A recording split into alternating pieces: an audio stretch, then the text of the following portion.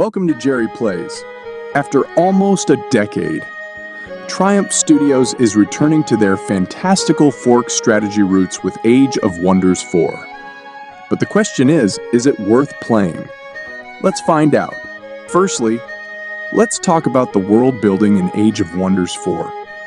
The game has some form of procedural generation built into it, but what sets it apart is how each world is brought to life by not only the landscape, but also the kingdoms and cities that inhabit your world.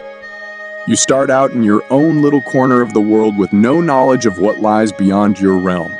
And as you venture further, you meet all kinds of races and characters. Depending on how you interact with them, factions will react differently to you. The best part is that every interaction in the world is built on the base of your society's traits, and they are all customizable. You can craft the perfect roleplay base with cultures on which your lineage is based, such as feudality or war-mongering barbarians. This culture is then refined even further into traits and schools of magic, where you can either double down on the benefits of your culture or branch out and create a mix of different schools of thought. Whatever choices you make, they will come back around in both strategy and role-playing mechanics, creating a sort of feedback loop.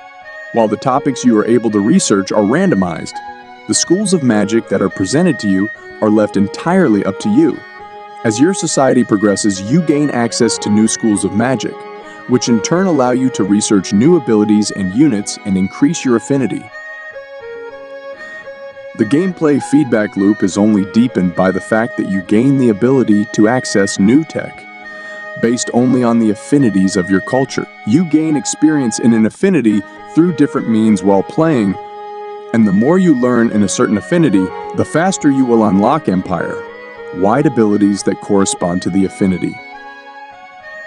Moving on to the battles in Age of Wonders 4, the game allows you to either play out battles through simulation or by commanding your troops yourself.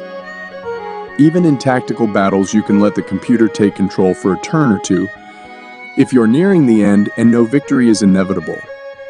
On the flip side, if you choose to simulate and don't like the outcome, you can run the battle yourself.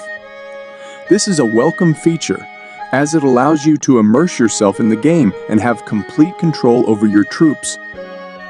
One of the biggest gripes with the Force genre is that it's ripe for railroading, and making the research tree have a bit of randomness in it isn't the worst way to go about mitigating it, but it can feel a bit gamey to have to pay a resource to shuffle potential topics because you don't like anything that is presented to you. However, this does not detract from the overall experience of the game, and it is a minor issue compared to the many positives. Overall, Age of Wonders 4 looks like a promising addition to the Force genre with its mix of role-playing and strategic decision-making. If you're a fan of the genre, I highly recommend giving this game a try. Triumph Studios have outdone themselves, and I can't wait to dive further into this vibrant and real world. So, is it worth playing? Absolutely. Don't forget to hit that like button, subscribe to our channel, and share this video with your friends. Thanks for watching, and we'll catch you in the next one.